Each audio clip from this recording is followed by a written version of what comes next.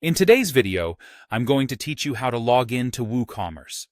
This is a fundamental step if you're looking to manage your online store efficiently. Whether you're checking on new orders, updating products, or tweaking settings, you'll first need to access your WordPress dashboard. To start, you'll want to open your web browser.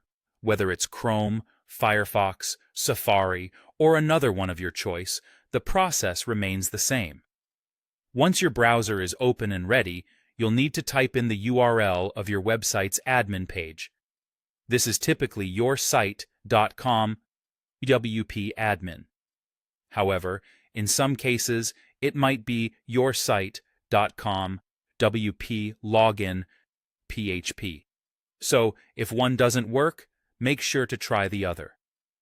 This URL is essentially the gateway to your WordPress backend, where all the administrative magic happens. Now, you should see a login screen asking for your admin username and password. Enter the correct credentials carefully. It's vital to ensure you're using the correct username and password to avoid being locked out.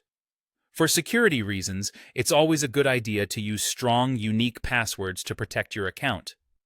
If at any point you forget your password, most sites offer a "lost your password" option, which you can use to reset and regain access. Once you've successfully logged in, you'll find yourself in the WordPress dashboard. This is your command center, filled with all the tools you'll need to run your WooCommerce store. But before we get too deep into that, let's focus on finding WooCommerce itself. On your main dashboard screen, look to the left-hand sidebar. You'll notice a menu filled with various options and plugins. Scroll down or up as needed, and somewhere within that list, you should see WooCommerce. This is your go-to section for all things related to your online store. When you click on WooCommerce, it expands into several convenient subsections. These include areas for managing orders, where you can keep track of what customers are purchasing and process those requests accordingly. You can also dive into the products section. Here, you can add new products, remove items that might be out of stock, or adjust pricing as needed. Additionally, there are settings where you can fine-tune everything from payment gateways to shipping options and beyond. By familiarizing yourself with this part of the dashboard, you gain control over the user experience and the logistics of your store.